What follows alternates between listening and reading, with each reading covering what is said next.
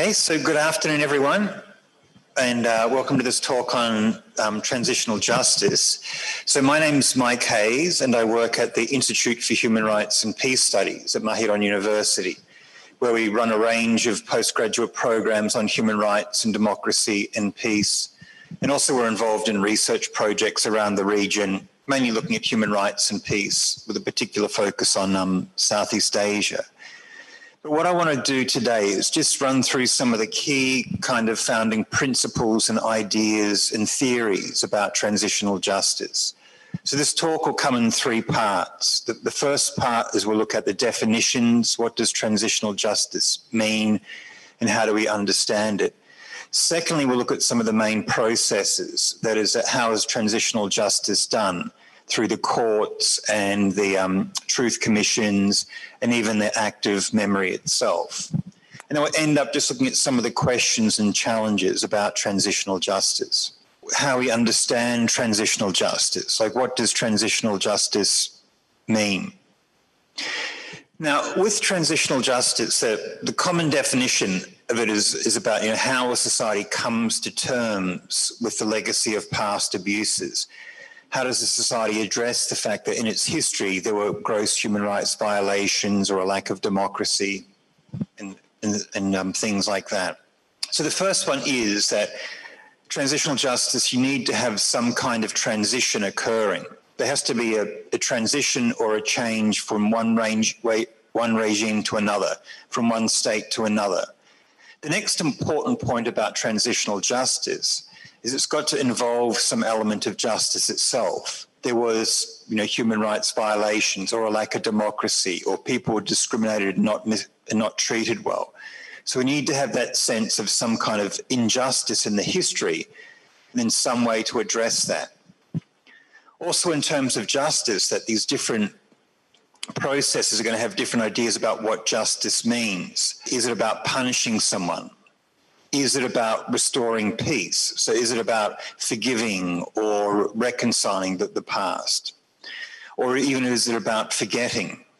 It can also be about, say,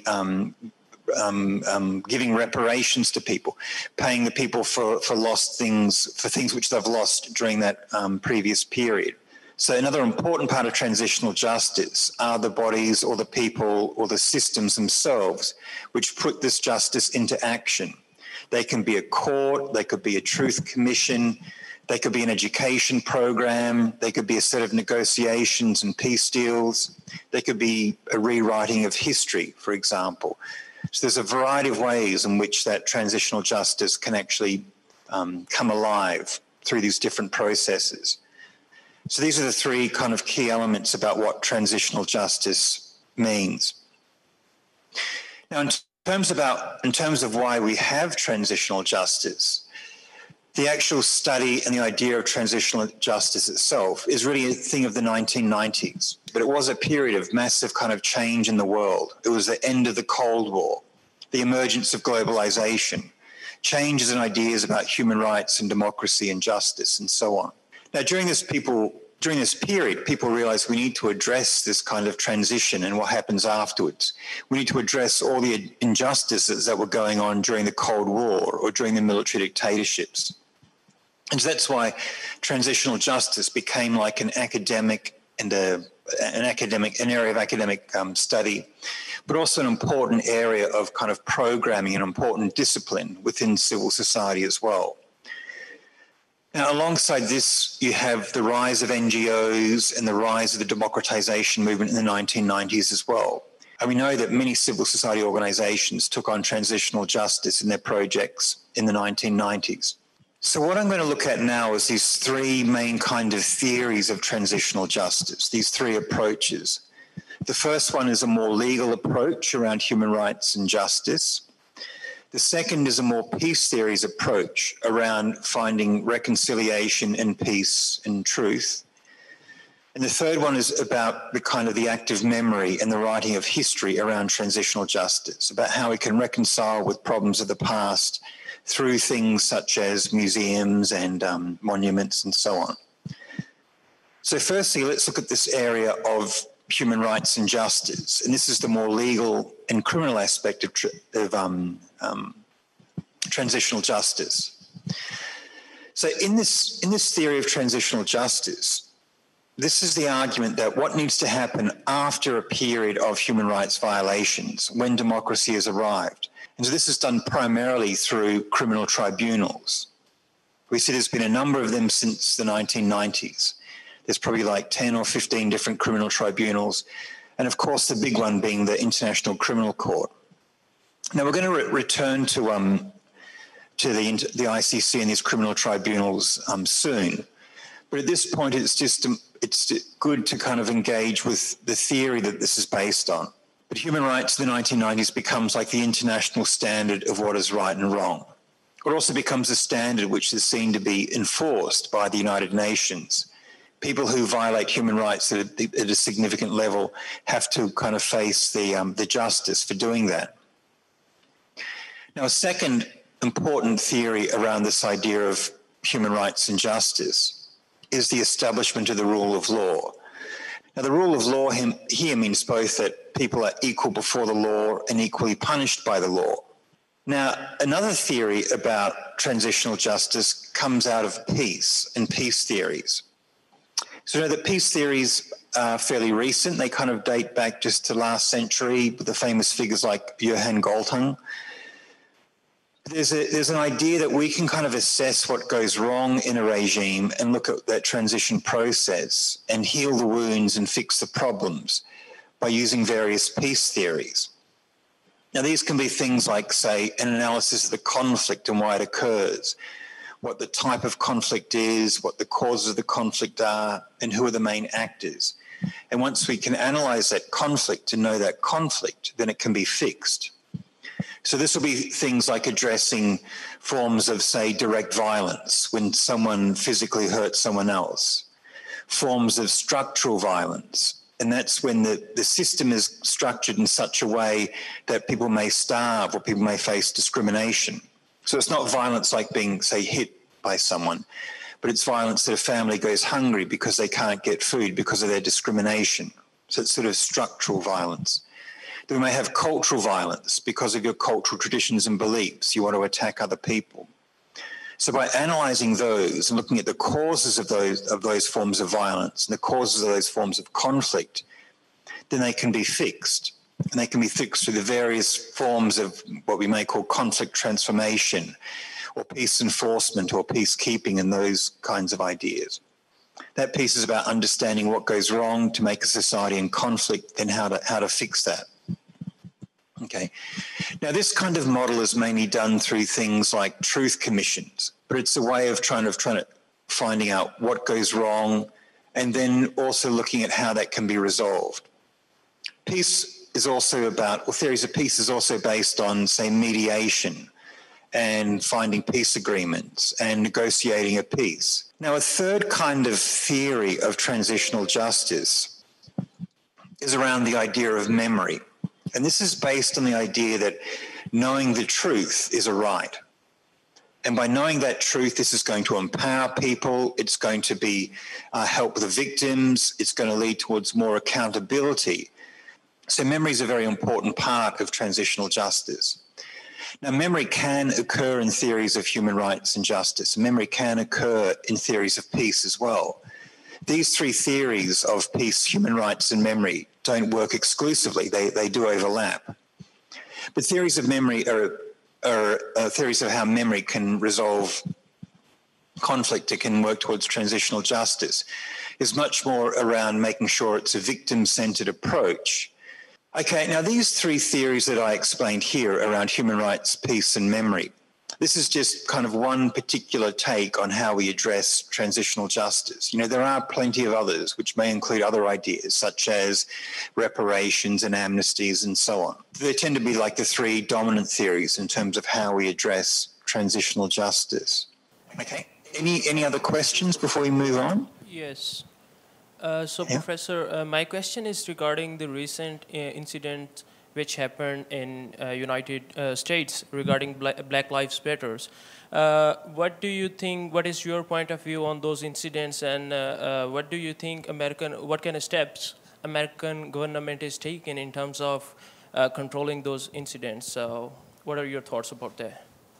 Yeah, and that's an interesting one because this kind of, in a way, is about transitional justice in a number of different ways.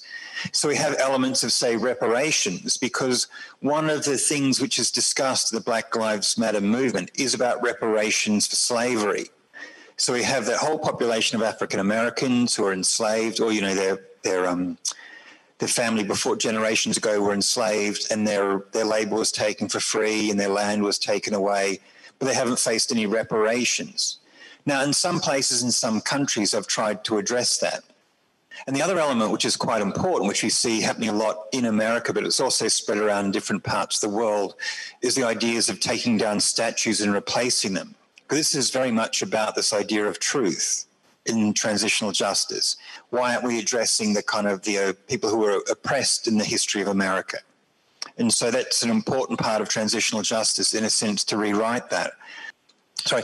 So in this section, I just want to have a brief discussion about the use of international tribunals and international criminal law in terms of how that's going to address transitional justice. So as I mentioned before and was talked about in the question, the Nuremberg and Tokyo trials were the first times this was used.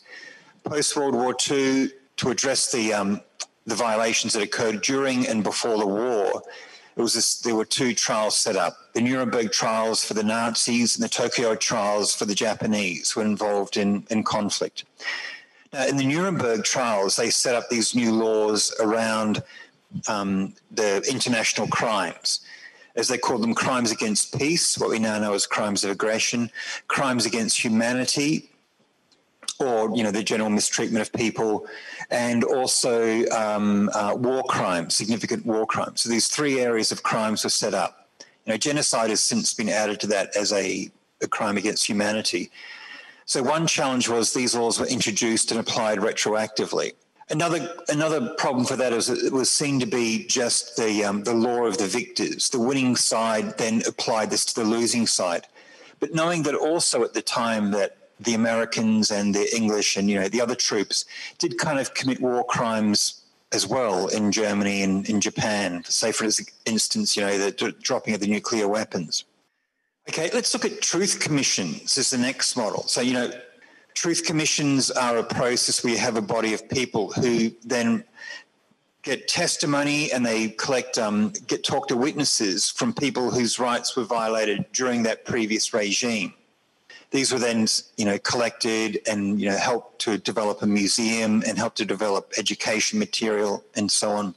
So let's move on from truth commissions to the final type of instrument, the final type of process. And this is the process of looking at memory and history. So of all the models, this is the most victim-centered. So what you're trying to do is trying to keep alive the memory of what occurred during that during the previous regime and make sure that it's not repeated. This is an idea that there is a right to tell the truth or a right to find out the truth. Now, one famous example of this, known as the mothers that disappeared, you may have heard about them. In Argentina, the military dictatorship disappeared. That is, they kind of took people off the streets and put them in jail and often kind of murdered them and got rid of their bodies. To like 10,000, 20, 30,000 people were disappeared during this period. Now, the mothers of these disappeared started protesting in front of the government. And they were protesting saying, I want to find out about my son or my daughter. I want to find out what happened. And these protests were very successful and became one of the elements about why the military dictatorship eventually had to leave. Because the military dictatorship, they couldn't attack these mothers. These are like women who are 40, 50, 60 years old. And to attack, you know, unarmed women doesn't look that great. But every day the society was reminded about what was going on in the military because of these protesting women. And it meant that really to resolve this, once democracy eventually came, you had to find out what happened to these people who disappeared. So part of this memory was finding out about the victims of the military dictatorship and what happened to them. And then also ensuring that became a part of the history. So in Argentina's history, school children learn about this dark period. They learn about the violations that occurred. And they learned about what happened in this history with the idea that children don't want to see this repeated. So there's been a museum set up, which every school child in Argentina, actually I don't know if it's every school child, but plenty of school children go and visit this museum, and they learn about the history and the idea that this is a bad period and it's not going to be repeated. Now, this is important because sometimes in some regimes, they can get away with this kind of crime against humanity by not telling that history. This occurs in Indonesia. A lot of people don't know that during the 1960s in Indonesia, there were something like about 600,000 people who were murdered because they were suspected communists. A lot of that were because they were Chinese, a lot of them were communists, but often they were just people who were marginalized in society who were murdered. But Indonesia has never addressed that history. They've never gone back to talk about that. As a result, even most Indonesians don't know about this kind of mass, almost genocide that occurred in that country. In a similar way, we see that also Japan has not addressed its violations that occurred during World War II. And this is still a significant issue in South Korea, as it is in China and Taiwan. Yeah, Professor, I want to know about, as you mentioned, that Nepal and Bangladesh, they have truth commissions. So is there any, a success story from these countries that you could share with us?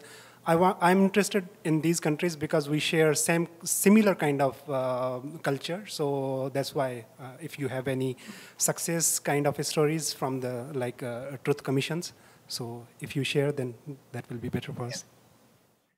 So both those commissions are kind of examples of failures. So the Nepal Commission never got started.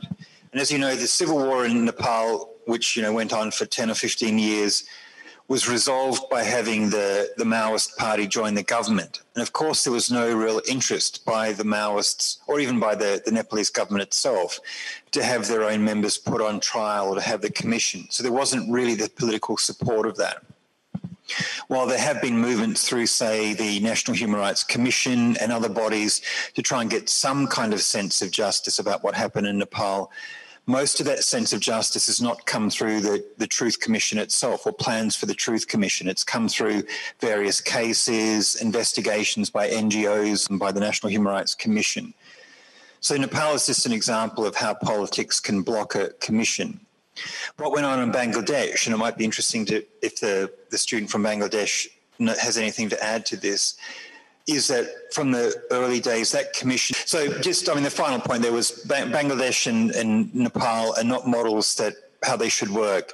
You'd have to go to South Korea, Taiwan, or Timor-Leste. But I think in the next session that you'll be talking about South Korea and maybe Taiwan. So it'd be better to ask those, look at those truth commissions for good practices. Yeah, well, that's great. Well, thanks everyone for this talk. It was really interesting, and it was good to hear your questions and your views, and I appreciate that. So thank you.